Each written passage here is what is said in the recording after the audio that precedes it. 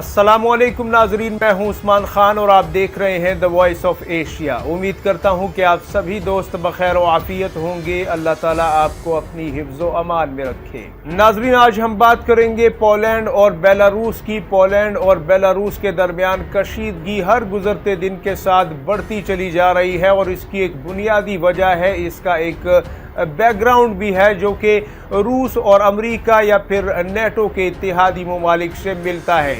मिसाल के तौर पर बेलारूस रूस का एक अहम तरीन इत्तेहादी मुल्क है जिसने यूक्रेन पर रूसी हमले के बाद खुलकर रूस की हिमायत की और सिर्फ हिमायत ही नहीं की बल्कि यूक्रेन की सरहद पर अपनी फौज भी तैनात की कि अगर कोई दूसरा यूरोपीय मुल्क आगे बढ़ता है तो फिर बेलारूस की फौज भी अंदर दाखिल होगी। और यहाँ पे जो रूसी फौजें हैं वो अपने कीमती असलहे के साथ अपने जो हाई सोफिस्टिकेटेड हथियार थे फौज के, उनके साथ वहाँ पे भी खुफिया तौर पर तैनात थी कि अगर ज़रूरत पड़े तो फिर इस महाज को भी खोला जाएगा। और यहाँ पे दूसरी तरफ जो इत्तेहादी मुल्क है नेटो का, वो है पोलैंड, जिसकी सरहद बेलारूस से मिलती है। और पोलैंड के मुतल्लिक ये कहा जाता है कि ज़्यादातर जो असलहा यूरोपीय ममालिक पंप कर रहे हैं यूक्रेन के अंदर, वो पोलैंड के रास्ते ही यूक्रेन में दाखिल होता है।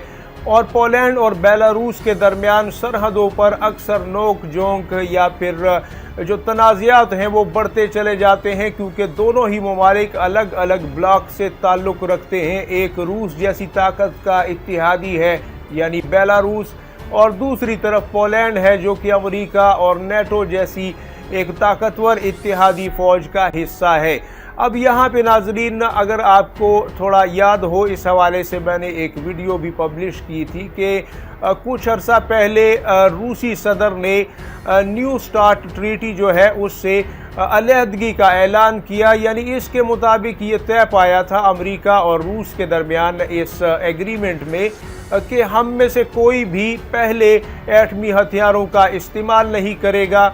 दूसरा ये कि हम कोई भी जो हम इशू है, कोई भी मसला है, उसे उस नहज पर नहीं पहुंचाएंगे कि बात एटमी हथियारों के इस्तेमाल तक पहुंच जाए।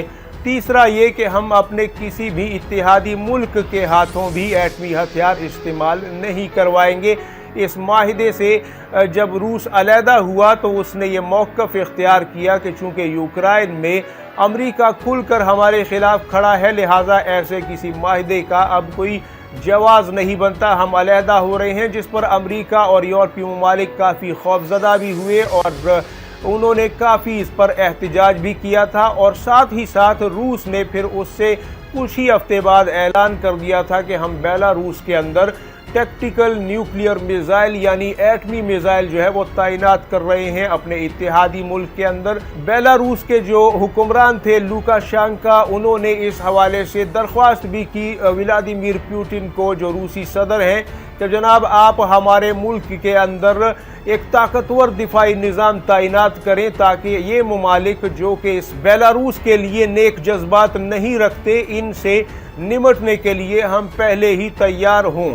और दूसरा, रूस भी यही चाहता था कि चूंकि बेलारूस की ज़मीन ज़्यादा डीप चली जाती है यूरोप के अंदर, लिहाजा वहाँ से यूरोप के किसी भी मुल्क के अंदर कार्रवाई करना इंतहाई आसान होगा। और अगर यूक्रेन को बचाने के लिए कोई भी यूरोपीय मुल्क या नेटो का मेंबर मुल्क आगे बढ़ता है तो ऐसी सूरत में बेलारूस के अंदर मौजूद ये मिसाइल जो है ये उन पर जवाबी वार के लिए तैयार होंगे। लिहाजा वहाँ पे अब वो मिसाइल जो हैं वो तैनात हो चुके हैं।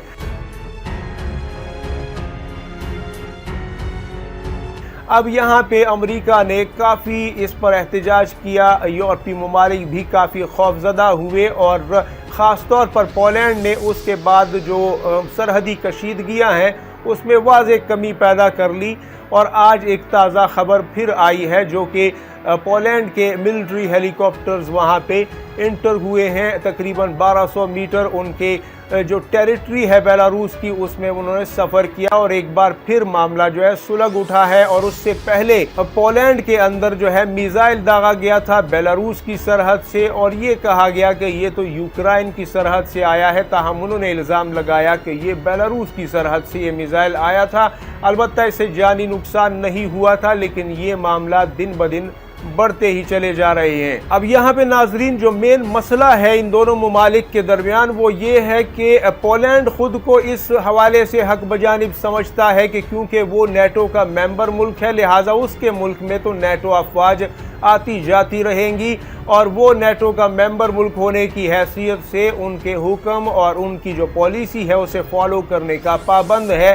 लिहाजा बेलारूस को इस पर एतराज़ नहीं होना चाहिए।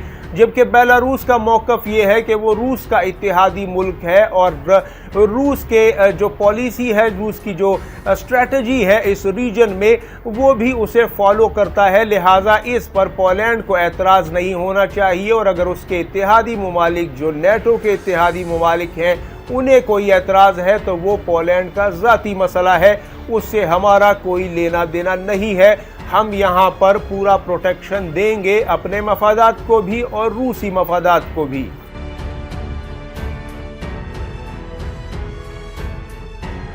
जबकि नाजरीन अमरीका और उसके इत्तेहादी ममालिक जो यूरोप के बड़े और ताकतवर ममालिक हैं वो इस बात पर बज़िद हैं और इस बात से खौफजदा हैं कि आपने न्यूक्लियर मिसाइल यानी एटमी मिसाइल क्यों तैनात किए। हमने तो पोलैंड के अंदर ऐसे कोई मिसाइल तैनात नहीं किए थे।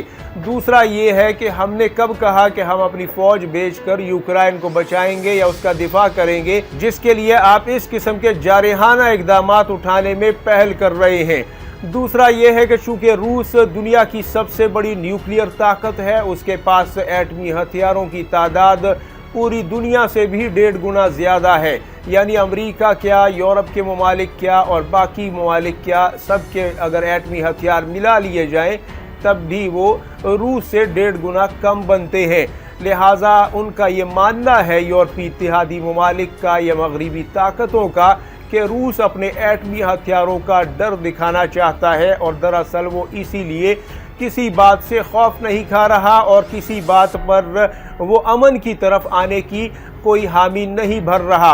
अगरचे चीन ने उसके साथ मुज़ाकरात के हवाले से कुछ शराइत सामने रखी, लेकिन उस पर भी एतराज़ ये हुआ कि चीन भी दरअसल रूस के मफादात को प्रोटेक्ट करने के लिए उस किस्म की शराइत जो है वो डिज़ाइन कर रहा है जिसमें यूक्रेन को कुछ नहीं मिलने वाला, क्योंकि बुनियादी मसला यूक्रेन का नेटो में शामिल होना था। यूक्रेन की न सिर्फ सरहद रूस से लगती है बल्कि वो उस अहम तरीन पानी के हिस्से पर बैठा हुआ है जहां से रूस का रास्ता बनता है ब्लैक सी का और सारी दुनिया के साथ तिजारत होती है। अगर यूक्रेन शामिल हो जाता नेटो में तो फिर यहाँ पे नेटो फौजें आकर बैठ जाती। यूक्रेन में तो इतना दम नहीं था कि वो इस रास्ते को ब्लॉक कर देता, लेकिन नेटो अफवाज ताकतवर हैं और वो फिर अगर यहाँ आती तो ज़रूर इस रास्ते को ब्लॉक कर लेती और अगर वो ब्लॉक ना भी कर पाती तब भी रूस को आए दिन अपनी जान मारनी पड़ती और यहाँ पे तिजारत को रवा दवा रखने के लिए हर रोज़ जंगो जदल में खुद को झोंक कर रखना पड़ता, जिससे उसकी माशी कमर टूट जाती। लिहाजा इसीलिए यूक्रेन को नेटो में शामिल ना हो जाए उसे बार बार वार्न किया गया, तंबीह की गई और जब पता चला कि अब बहुत नज़दीक पहुंच चुका है मामला और यूक्रेन नेटो में शामिल होने जा रहा है तो उस पर हमला कर दिया गया। और अब आहिस्ता आहिस्ता ये नज़र आ रहा है कि तकरीबन यूरोप के अंदर रूस के इत्तेहादी ममालिक या फिर अमेरिका और नेटो के जो ममालिक हैं इत्तेहादी, उनके दरमियान अब ये जिस तरह ये जंग लंबी होती जा रही है उनके दरमियान भी नोक झोंक शुरू हो गई है। उनके दरमियान भी सरहदी तनाज़ात जो हैं वो सुलगना शुरू हो गए हैं और उनमें सबसे अहम तरीन पोलैंड और बेलारूस की सरहद है जहां पे इस वक्त मामलात काफ़ी कशीदा नज़र आ रहे हैं और आए दिन कोई ना कोई वाक़या सामने आ रहा है। नाज़रीन, इस हवाले से हम यके बाद दीगरे रिपोर्टिंग करते रहेंगे। आपसे गुजारिश है कि जिन दोस्तों ने हमारे चैनल को सब्सक्राइब नहीं किया वो हमारे चैनल को ज़रूर सब्सक्राइब करें, वीडियो को लाइक और शेयर करें और हमारे इंस्टाग्राम, ट्विटर और फेसबुक के दीगर अकाउंट्स को भी लाइक कीजिए, फॉलो कीजिए। अपना और गिरदोनवा के लोगों का सबका ढेर सारा ख्याल रखिएगा। अल्लाह हाफिज़ व नासिर। पाकिस्तान जिंदाबाद, उम्मत मुस्लिमा पाइंदाबाद।